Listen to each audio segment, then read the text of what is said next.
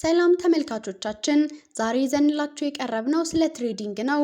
ለቻናላችን አዲስ ከሆናችሁ ሰብስክራይብ በማድረግ ጀምሩ ስንል በትህትና እንጠይቃለን። ትሬዲንግ ምንድነው? ትሬዲንግ በጣም ሰፋ ያለ ርዕስ ነው። መሰረታዊ የሆኑትን ነገሮች አንድ በአንድ የምንመለከት ይሆናል።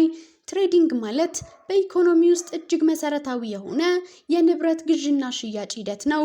ለምሳሌ ከሱቅ የሆነ ዕቃ ስትገዙ ወይንም የአንድን ዕቃ በሌላ ዕቃ ስንቀይር ትሬድ እያደረግን ነው ማለት ነው። ለዚህም እጅግ በርካታ ምሳሌዎችን መጥቀስ ይቻላል። በአጭሩ አንድ ነገር በሌላ የምትለውጡበት ማንኛውም እንቅስቃሴ ትሬዲንግ ነው። ይህ መርህ በፋይናንስ ገበያ ውስጥም ይሰራል።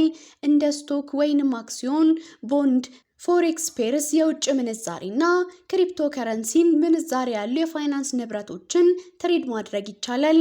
ለትሬዲንግ ኮምፕሊት ቢጊነር ከሆናችሁ በቀጣይ በደንብ ዲቴል ነገሮችን አንድ በአንድ የምንመለከት ይሆናል። በተቻላችሁ ትኩረት ሰጣችሁ ከተከታተላችሁ ብዙ ነገር ትጠቀማላችሁ።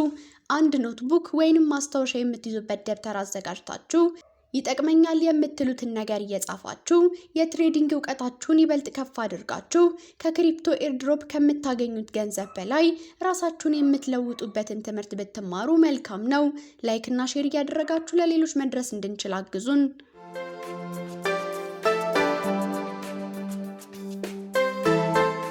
ኢንቨስትመንት ምንድን ነው? ስለ ትሬዲንግ ኢንትሮዳክሽን በተወሰነ መልኩ ለማየት ሞክረናል። አሁን ደግሞ ስለ ኢንቨስትመንት የተወሰነ ነገር እናያለን። ሰዎች በፋይናንስ ላይ ስለ ንግድ ወይም ኢንቨስትመንት ሲያወሩ ትሰሙ ይሆናል። ሁለቱም ተመሳሳይ ዓላማ ቢኖራቸውም የሚከተሏቸው መንገዶች ግን የተለያዩ ናቸው። አንድ ነገር ላይ ኢንቨስት ስታደርጉ ከኢንቨስትመንታችሁ ትርፍ ለማግኘት ነው። ኢንቨስትመንት ማለት ካላችሁ ገንዘብ የሆነ ነገር ላይ በማዋል ተጨማሪ ትርፍ ማግኘት ነው። ለምሳሌ አንድ ያረጀ ቤት በ1 ሚሊዮን ብር ገዝተህ አድሰህ ከጥቂት ዓመታት በኋላ በ4 ሚሊዮን ብር ልትሸጠው ትችላለህ። ወይም ደግሞ የሆነ ኩባንያ ላይ ስቴክ ወይም ድርሻ በመግዛት ንግዱ ይበልጥ ሲያድግ ድርሻው የበለጠ ዋጋ እንደሚኖረው በማመን ኢንቨስት የሚያደርጉም አሉ።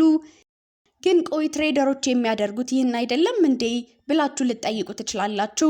እውነታው ግን ንግድና ኢንቨስትመንት ተመሳሳይ አይደሉም። አዎ አንድ ነጋዴ በአንድ ንግድ ውስጥ አክሲዮኖችን ሊገዛ ይችላል። ነገር ግን በአጭር ጊዜ ውስጥ ነው የሚሰሩት። ነጋዴዎች በተደጋጋሚ ወደ ገበያ ገብተውና ወጥተው በርካታ ትናንሽ ትርፎችን ያገኛሉ።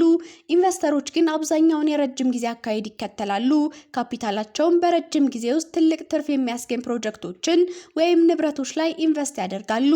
አጠቃላይ ፋይናንስና ኢኮኖሚ በምን አይነት መልክ እንደሚሄዱ ክሪፕቶ ስፔስ ላይ ስትሰሩ ይጠቅማችኋል። ሐሳብ ወይም ጥያቄ ካላችሁ ኮሜንት ሴክሽን ላይ ጻፉልን።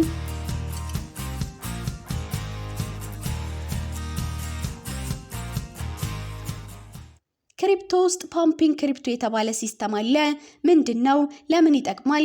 ፓምፒንግ ክሪፕቶ ማለት ትሬደሮች ወይም ባለሀብቶች ቡድን የተቀናጀ የክሪፕቶ ዋጋን በሰው ሰራሽ መንገድ ማለትም ራሳቸው የተቀናጁ ሰዎች የሚጨምሩበት መንገድ ነው። የፓምፕ ዋና ግብይት ፍላጎት መጨመር፣ ሌሎች የክሪፕቶ ማርኬት ተሳታፊዎችን መሳብና ከዚያም ክሪፕቶዎች በከፍተኛ ዋጋ መሸጥ ነው። ይህ ሂደት ብዙ ጊዜ ከፍተኛ የዋጋ ጭማሪና ማሽቆልቆልን ያስከትላል። ይህም ልምድ ለሌላቸው ባለሀብቶች ኪሳራ ሊያደርስ ይችላል።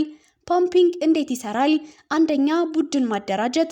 ተሳታፊዎች የአንድ የተወሰነ ክሪፕቶ ከረንሲ ግዢ በተቀናጀ መልኩ በእኩል ሰዓት ለመግዛት ይስማማሉ። ብዙ ጊዜ በግል ቻቶች ወይም የራሳቸው ግሩፕ ከፍተው መቼና ምን ክሪፕቶ ላይ ኢንቨስት እንደሚያደርጉ ይመካከራሉ። ሁለተኛ የዋጋ ጭማሪ። ክሪፕቶ በቡድን በመግዛት ሌሎች ትሬደሮች ድንገተኛ ፍላጎት ይፈጠርባቸዋል። ይህም ዋጋውን ከፍ ያደርገዋል። ሶስተኛ ሌሎች ትሬደሮችን መሳብ። የዋጋ ጭማሪ አዳዲስ ትሬደሮችን በመሳብ ትርፋማነትን የበለጠ ያሳድጋል። አራተኛ ክሪፕቶ መሸጥ። ዋጋ ሲጨምር ይህን እቅድ ያቀዱ ሰዎች ወዲያው የገዙትን ክሪፕቶ ይሸጣሉ። በዚህም ትልቅ ትርፍ ያገኙበታል። ፓምፒንግ ጉዳቱ ምንድነው? አንፕሬዲክቴቢሊቲ። ዋጋው በማንኛውም ጊዜ ክራሽ ሊያደርግ ይችላል። ማርኬት ማኒፑሌሽን። ፓምፕ ማድረግ ከስነ ምግባር የሆኑና ካቀዱ ሰዎች ውጭ ሌሎች ሰዎች ለኪሳራ ሊጥል ይችላል። በአንዳንድ ሀገሮች ህገ ወጥ ነው። ኪሳራ። ዘግይቶ ትሬድ ያደረጉ ሰዎች ብዙ ገንዘባቸውን ያጣሉ። ዋጋው መጨመሩንና ብዙ ሰው ኢንቨስት እንዳደረገበት ብቻ ነው የሚያዩት። ከጀርባ በምን የተነሳ እንደጨመረ ምንም የሚያውቁት ነገር ስለሌለ ለኪሳራ ይጋለጣሉ። በቀላሉ ለማስረዳት እዚህ የኛ ቻናል ተከታዮች አላችሁ። እናም የሆነ ክሪፕቶ ላይ በተመሳሳይ ሰዓት ኢንቨስት እንድናደርግ ተነጋግረን ዋጋው እየጨመረ ሲመጣ መሸጥ ማለት ነው። ከኛ ቻናል ውጭ ያሉ ሰዎች ደግሞ ዋጋው ለምን እንደጨመረ ስለማያውቁ ኢንቨስት ቢያደርጉ እኛ እጅ ላይ ነው ያለውን ክሪፕቶ መልሰን ስለምንሸጠው ኪሳራ ውስጥ ይወድቃሉ ማለት ነው። ይህ ትልቅ ትምህርት ነው።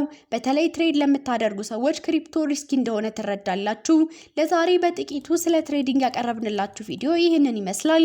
እንደተማራችሁበት እርግጠኛ ነን። በሌላ ቪዲዮ እስከምንገናኝ ሰላም ሁኑ።